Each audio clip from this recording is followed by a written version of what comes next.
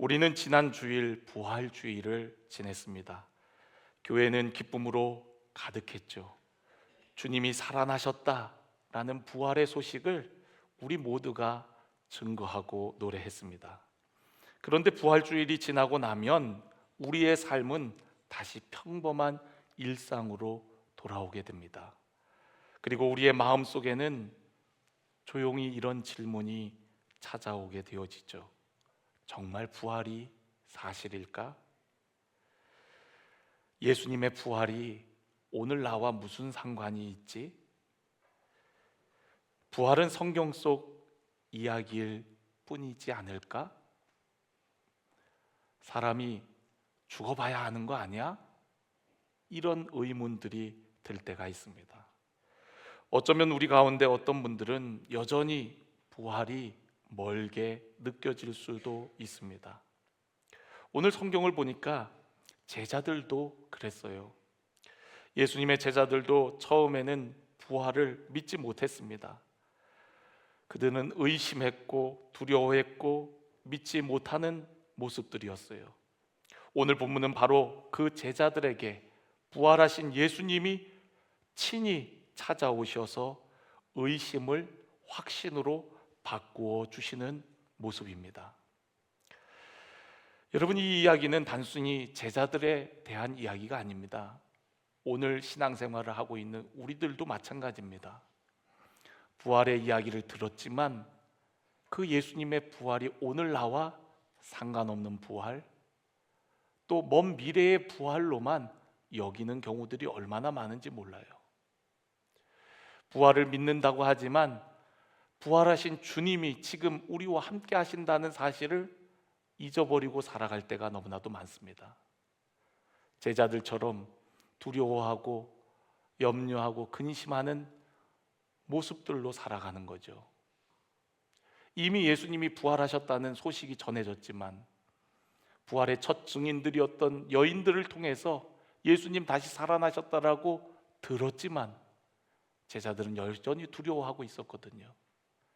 엠마오로 가던 두 제자를 부활하신 주님께서 만나 주셔서 그들이 가던 길을 멈추고 다시 돌아가서 그들이 만난 부활하신 주님을 이야기했지만 제자들은 여전히 두려워하고 의심했어요. 그런 제자들에게 예수님이 친히 나타나신 겁니다. 오늘 우리가 읽은 본문 말씀 36절을 보면 이 말을 할 때에 엠마오로 가던 제자들이 돌아와서 부활하신 주님을 만난 이야기를 할 때에 예수님께서 친히 그들 가운데 서서 이르시되 너희에게 평강이 있을지어다 라고 말씀하셨던 거예요. 우리가 요한복음 20장을 보면은 같은 장면이 조금 더 자세히 기록이 되어 있는데 제자들은 유대인들을 두려워하여 그들이 모인 곳의 모든 문을 닫고 있었다라고 얘기합니다. 문들이 다 닫혀 있었는데 갑자기 그들 가운데 예수님이 나타나신 거예요. 여러분들은 어떻겠습니까? 예수님이 갑자기 여러분들 눈앞에 나타났을 때 여러분들은 어떤 반응을 보이실까요? 오늘 제자들의 반응을 한번 볼까요? 37절을 보면 그들이 놀라고 무서워하여 그 보는 것을 영으로 생각하는지라 라고 얘기하고 있어요. 여러분, 놀라고 두려워했다는 거예요. 죽은 사람이 버젓이 살아서 서 계시는 모습을 보니까 놀랄 수밖에요. 그러니까 제자들은 그것을 영으로 생각했다는 거예요. 우리로 얘기하면은 유령이다 으악 하면서 놀랬다라는 거예요. 왜냐하면 그들이 모인 곳에 문들은 다 걸어 잠겨져 있었기 때문에 갑자기 나타난 그 주님 영으로 유령으로 여겼던 거죠. 그러니까 그들은 무서워했어요. 놀라면서도 무서워하는 것이 제자들의 반응이었습니다. 여러분들은 어떻게 했을까요? 여러분들이 만약 부활을 믿는 자였다면, 예수님의 말씀을 마음에 새기고 있는 자였다면, 아, 예수님 드디어 말씀하신 대로 살아나셨군요, 할렐루야 그러면서 안기지 않았겠어요? 여러분들은 어떻게 하셨을까요? 분명히 죽은 것을 확인했는데 십자가에서 창에 찔리며 마지막 남은 물 한 방울, 피 한 방울까지 다 쏟으시는 모습을 보고 죽으신 것을 확인했던 우리들. 그런데 예수님이 버젓이 살아서 우리들을 쳐다보면서 너에게 평강이 있을지어다 라고 말씀하실 때 제자들은 놀라지 아니할 수가 없었던 거거든요. 예수님께서 그들에게 이렇게 말씀하십니다. 어찌하여 두려워하며 어찌하여 마음에 의심이 일어나느냐. 제자들의 마음을 알았어요. 왜 두려워하냐? 왜 의심하느냐? 라고 얘기합니다. 왜냐하면 주님의 부활을 그들은 믿지 못하고 있었기 때문에 여전히 그들이 처해져 있는 환경 가운데, 상황 가운데 두려워하고 있는 거예요. 오늘 여러분들에게 한번 묻겠습니다. 여러분들은 두려움이 다 사라지셨나요? 염려와 근심이 다 사라지셨나요? 만약 여전히 여러분 염려하고 근심하고 두려움 가운데 있다면 부활하신 주님을 온전히 믿지 못하는 겁니다. 우리가 지난주 말씀, 부활절 말씀, 죽음을 이기신 사랑이었잖아요. 사랑 안엔 두려움이 없다 그랬거든요. 온전한 사랑은 두려움을 내쫓는다 그랬어요. 그런데 여러분, 오늘 여러분 안에 두려움과 염려가 있다는 것은 우리가 그 온전한 사랑 가운데 거하지 못한다는 증거 아니겠습니까? 우리 안에 여전히 염려하고 근심한다는 것은 죽음에 대한 두려움이 있다는 거 아니겠습니까? 죽음을 이기신, 사망 권세를 이기신 주님을 믿는다면, 그 주님이 나의 주님이라면 무엇이 두렵겠습니까? 무엇이 염려가 되겠습니까? 영원한 생명을 얻은 우리들이라면 이 땅에 어떤 문제가 우리의 마음을 흔들어 놓을 수 있겠습니까? 우리도 어쩌면 제자들처럼 부활하신 주님을 온전히 믿지 못하고 있는 것이 아닐까요? 의심하는 제자들에게 예수님은 확신을 주시기 위해 그들 가운데 나타나셨습니다. 39절을 보니까 어떻게 그들에게 확신을 주십니까? 내 손과 발을 보고 나인 줄 알라라고 얘기합니다. 보라는 거예요. 십자가에 못 박혔던, 사흘 전에 십자가에서 못 박혀 죽은 예수님, 그분이 바로 나다라고 십자가의 흔적을 보여주시는 거예요. 손에 못자국을, 발에 못자국을 보여주시면서 나를 알라고 말씀하십니다. 또 나를 만져보라는 거예요. 영은 살과 뼈가 없지만 너희 보는 바와 같이 나는 있느니라 라고 얘기하고 있어요. 너희들이 나를 유령으로 알고 두려워하는데 자, 와서 만져봐. 만져보라고 얘기합니다. 보는 것으로도 못 믿겠으면 와서 만져보라고 얘기를 합니다. 도마가 그런 얘기를 했죠. 부활의 소식을 전했을 때, 들었을 때, 다른 사람들로부터 전해 들었을 때 도마가 뭐라고 얘기합니까? 내가 그 손의 못자국에, 장자국에 손을 넣어보기 전까지는 나는 믿지 못하겠노라 하지 않았습니까? 그런 믿음 없는 자가 되지 말고 믿는 자가 되라고 말씀하시면서 와서 만져보라고 그때도 말씀하시지 않으셨어요? 볼 뿐만 아니라 와서 만져보라고 말씀하십니다. 40절을 보니까 이 말씀을 하시고 손과 발을 보이시나. 여러분, 그들은 어떤 반응입니까? 41절, 너무 기쁨으로 아직도 믿지 못하고 놀랍게 여길 때에 라고 얘기하고 있어요. 여러분, 제자들이 그 정도 되면 믿어야 되는 거 아니에요? 그들 가운데 나타나신 예수님 믿어야 되는 거 아니에요? 한편으로는 기쁘면서도 그 상황이 믿어지지가 않는 겁니다. 이게 꿈이야 생시야 믿어지지가 않는 거예요. 왜 그렇습니까? 사람들은 죽음이 끝이라고 생각하기 때문에 그렇습니다. 죽음은 모든 것이 끝나는 것이라고 생각했는데 예수님 다시 살아나신 그 일이 제자들에게는 좋으면서도 믿겨지지 않는 일이었던 거예요. 그러니까 부활하신 주님이 친히 나타나셨음에도 불구하고 제자들은 의심하는 겁니다. 그런 제자들에게 확신을 주시기 위해서 예수님 또 이런 모습을 보여주십니다. 구운 생선 한 토막을 드려요. 먹을 것이 있느냐고 하니까, 그리고 그 앞에서 잡수십니다. 예수님이 영으로만 부활하신 것이 아니라 온전한 부활을 하셨음을 보여주시는 모습인 거죠. 제자들은 예수님 잡수시는 모습을 봐도 그들 마음에는 여전히 의심이 가시지를 않습니다. 예수님께서는 그들에게 마음을 열어 성경을 깨닫게 하십니다.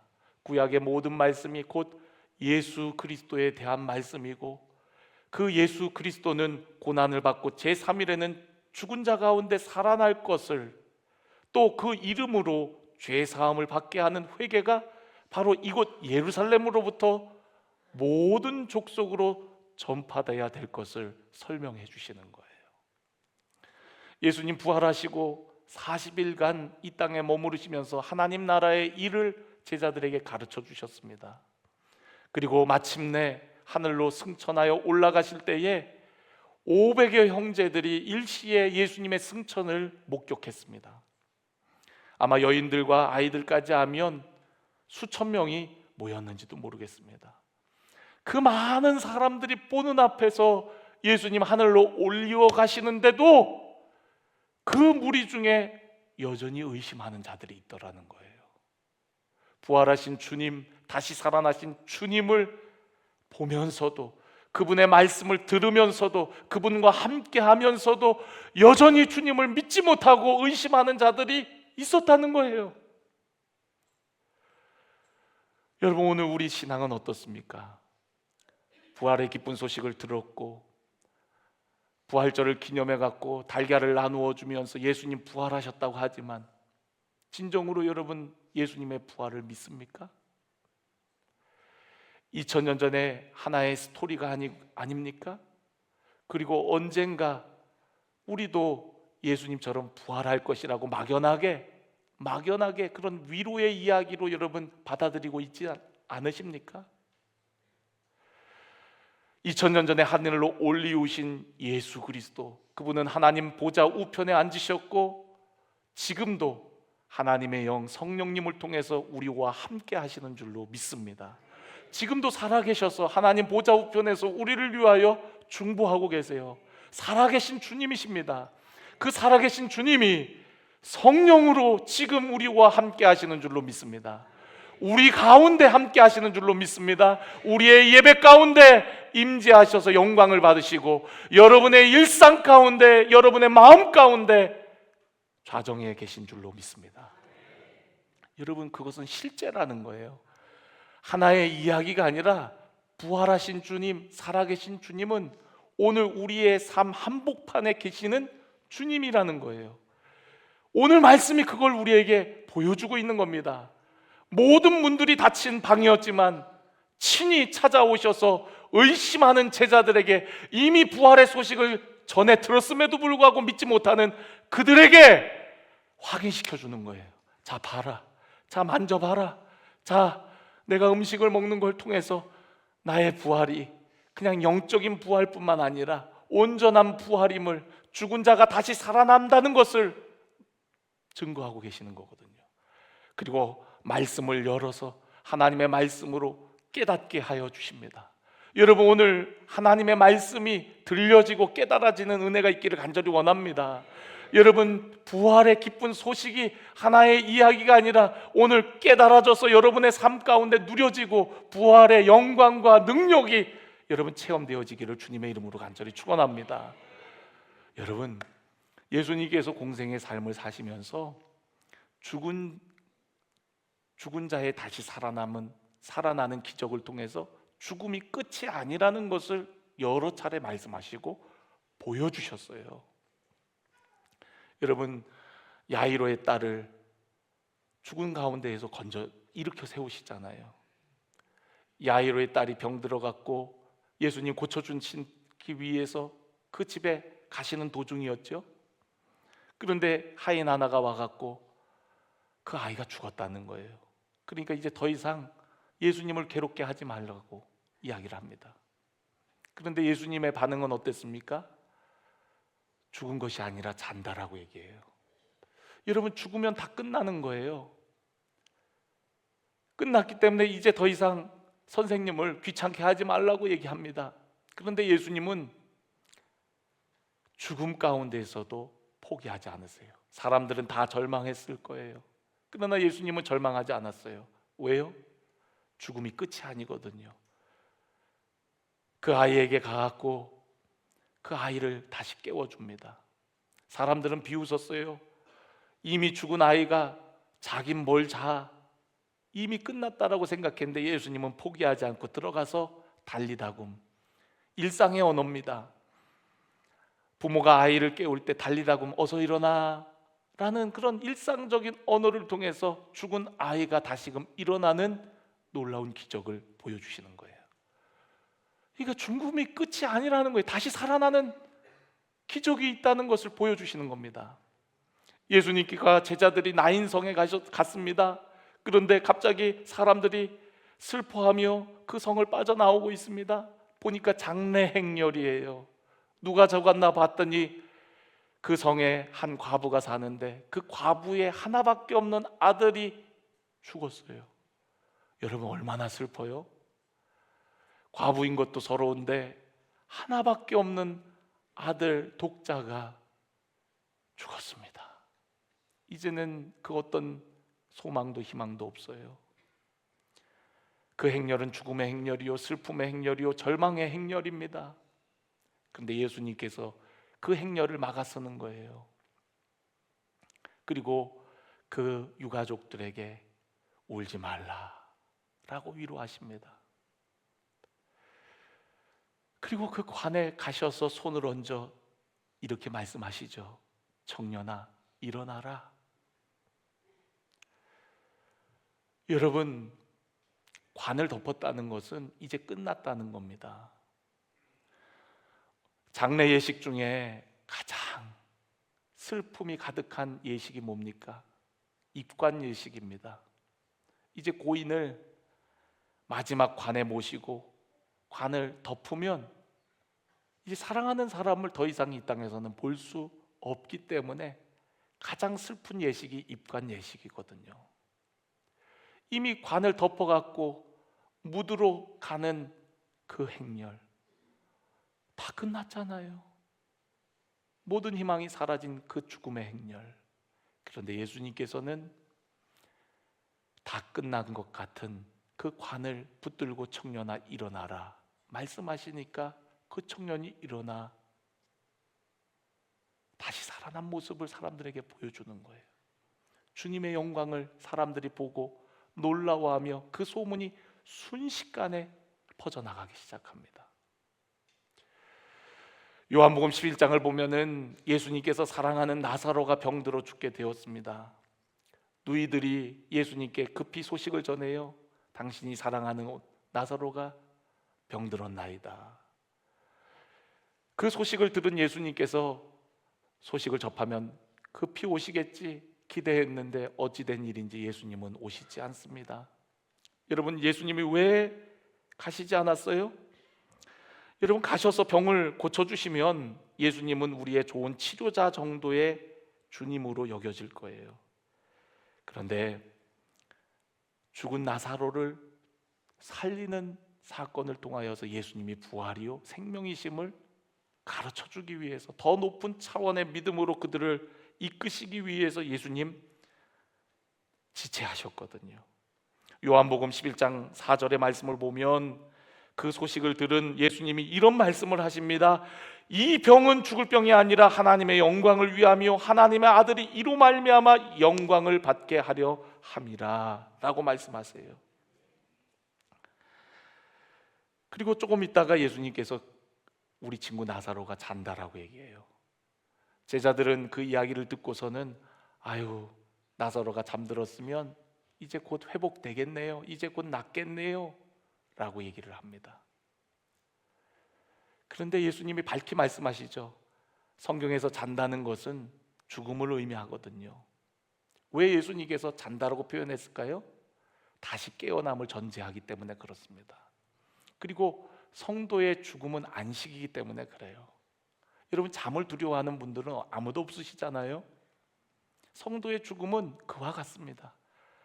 안식으로 들어가는 거거든요. 그리고 눈을 떴을 때에는 영원한 하나님 나라의 영광에서 깨어나는 거거든요. 어찌되었든 우리 친구 나사로가 죽었다라고 밝히 말씀하시면서 나사로를 깨우러 가자고 얘기해요. 예수님께서 나사로의 집에 이르자 마르다가 나와서 배웅을 합니다. 마중 나와서 배웅을 해요. 그러면서 예수님이 늦게 오신 것에 대한 서운한 감정을 감추질 못합니다. 주께서 여기 계셨더라면 내 오라버니가 죽지 아니하였겠나이다 라고 얘기를 해요. 진작 오시지, 빨리 오시지, 왜 이제 오셨냐는 거죠. 그런데 여러분, 우리가 성경을 자세히 보면은요, 예수님이 가시지 않고도 병을 고쳐주는 역사들이 있었어요. 백부장 하인과 같이 그냥 말씀으로만 고칠 수 있습니다. 근데 예수님 그런 기적을 안 행하셨어요. 어떻게 보면 죽을 때까지 기다리셨는지도 모릅니다. 왜요? 그들에게 부활의 믿음을 갖게 하기 위해서, 우리의 인생이 죽음이 끝이 아니라는 것을 가르쳐 주기 위해서, 더 높은 차원의 믿음을 갖도록 하기 위해서 예수님 기다리신 거거든요. 마르다가 이어서 이런 고백을 해요. 그러나 이제라도 주께서 무엇이든지 하나님께 구하시는 것을 하나님이 주실 줄을 아나이다. 여러분, 이 고백의 의미는 무엇입니까? 이제라도 오셨으니까 우리를 위해 기도하셔서 위로해 주세요. 이제 뭐 죽었으니 뭐 어쩔 수 없으니까 그래도 주님이 지금이라도 해줄 수 있는 뭐 위로의 말씀, 위로의 기도라도 해주세요. 그러면은 이왕 오셨으니까. 그런데 여러분, 예수님은 전혀 다른 말씀을 하십니다. 마르다에게 내 오라비가 다시 살리라 라는 선언을 하세요. 여러분, 얼마나 놀라운 이야기입니까? 오라버니가 죽어서 그 가정은 완전 절망 가운데 있습니다. 그들에게 오직 희망은 오라버니가 사는 거거든요. 그런데 그 복음, 기쁜 소식을 이야기하는데 마르다의 반응이 어떠냐면 그냥 떨떠름해요. 예, 주님, 언젠가 우리가 마지막 날에 다 살 거라고 믿습니다. 다 부활하겠죠. 언젠가는요. 믿질 않아요. 예수님의 말씀을 자기 방식대로 해석을 합니다. 그때 예수님께서 뭐라고 말씀하십니까? 나는 부활이요 생명이니 나를 믿는 자는 죽어도 살겠고 무릇 살아서 나를 믿는 자는 영원히 죽지 아니하리니 이것을 너가 믿느냐? 라고 말씀하십니다.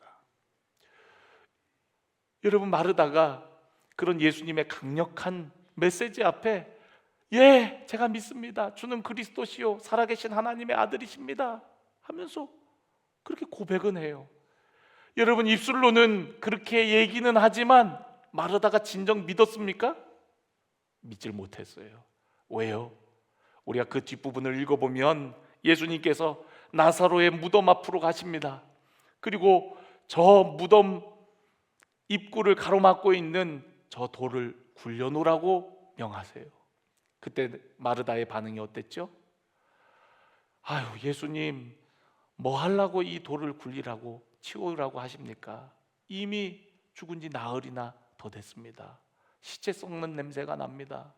저 돌 굴려야 뭐 어쩌시려고요, 예수님? 내가 말했잖냐, 네가 믿으면 하나님의 영광을 보리라고.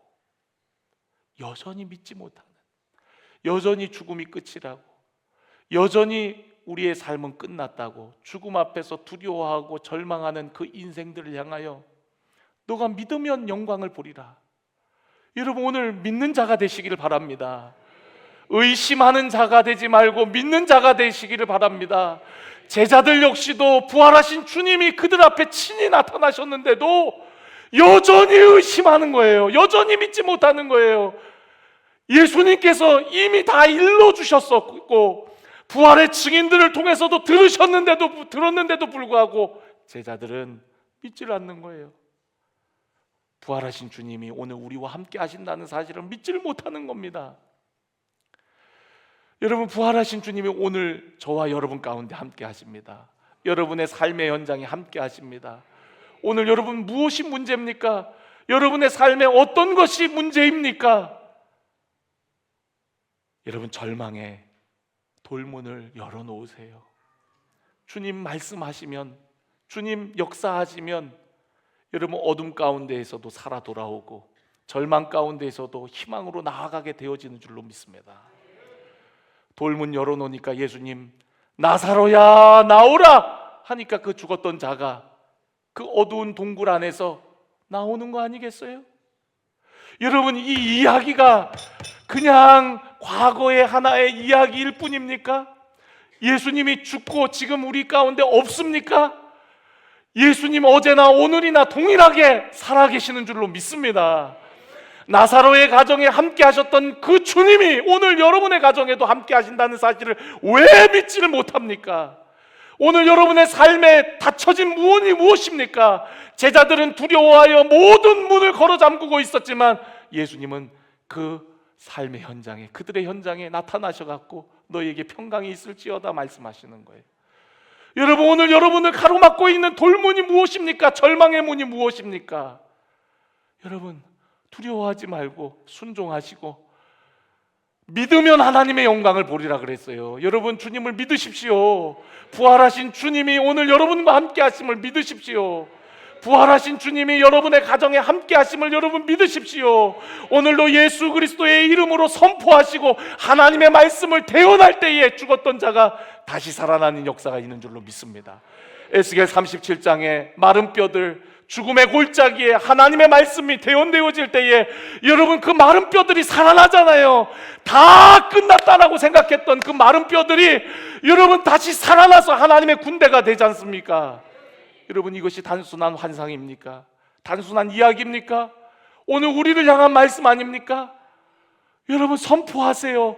예수 그리스도의 이름에 능력이 있습니다. 여러분, 죽은 자녀들이 있습니까? 여러분, 그들이 살아나도록 선포하세요. 게임 중독에 빠진 자녀들이 있습니까? 여러분, 선포하세요. 마른 뼈들과 같이 되어진 여러분의 가족들이 있습니까? 여러분, 예수 그리스도의 이름으로 선포할 때 여러분 어둠 가운데에서 빛으로 인도함을 받게 되어질 줄로 믿습니다. 하나님의 말씀은 살았고 운동력이 있어 좌우의 날선 어떤 것보다도 예리하다 그랬거든요. 여러분, 살아있는 하나님의 말씀입니다. 말씀이 우리 안에 들려질 때에 다 끝난 것 같은 마른 뼈도 살아나는 거거든요. 여러분, 믿음으로 선포하시고 믿는 자가 돼서 하나님의 귀한 역사의 주인공들이 되길 바랍니다. 부활의 증인이 되시기를 바랍니다. 예수님께서 마가복음 마지막에 이렇게 말씀하셨어요. 승천하시기 전에 믿는 자들에게는 이런 표적이 따르리니 곧 그들이 내 이름으로 귀신을 쫓아내고 새 방언을 말하며 뱀을 집어올리며 무슨 독을 마실지라도 해를 받지 아니하며 병든 사람에게 손을 얹은 즉 나으리라. 여러분, 어떤 자에게요? 믿는 자에게. 여러분, 주님이 함께 하심을 믿는 자, 주 부활을 믿는 자, 오늘도 나와 함께 하시는 그 주님을 믿는 자에게 이런 표적이 나타난다는 거예요. 여러분, 제자들이 부활하신 주님을 만나고 그들의 삶은 완전히 달라졌어요. 그들은 죽음을 두려워하지 않게 되었습니다. 어떠한 환난과 핍박에 처해도 감옥에 갇혀도 매를 맞아도 그들은 기뻐했어요. 어떻게 그렇게 가능할 수가 있습니까? 부활의 주님이 함께 하시니까, 지금 내 삶에 함께 하시니까. 예전에는 불쌍한 사람 보아도 어떻게 도와줄지 몰랐는데 성전 미문에 앉아있는 그 안진뱅이에게 은과금은 내게 없거니와 나사렛 예수 그리스도의 이름으로 선언하니까 여러분, 그 사람이 일어나잖아요. 여러분, 부활의 주님이 함께 하신다고 믿으니까 부활의 능력이 나타나는 거예요. 예수님이 하셨던 일을 우리도 똑같이 하는 겁니다. 믿는 자들에게 예수님이 하셨던 그 모든 역사가 나타나게 되어진다는 거예요. 그러니까 여러분, 오늘 믿음으로 손을 얹어 기도하십시오.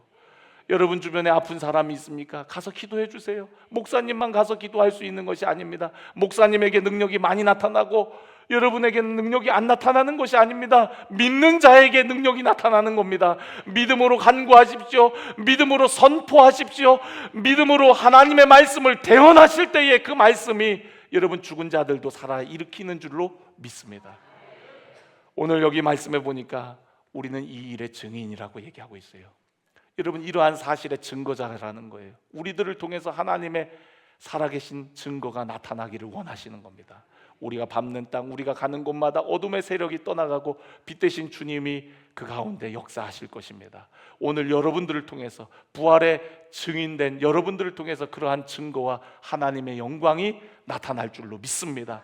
여러분, 꼭 믿는 자가 되십시오. 믿음 없는 자가 되지 마시고 믿는 자가 되십시오. 어찌하여 두려워하고 의심하느냐, 예수님 말씀하셨습니다. 오늘 믿음으로 선포하시고 오늘도 예수 그리스도의 이름의 능력으로 하나님의 영광을 드러내는 부활의 증인들이 되시기를 주의 이름으로 간절히 축원합니다.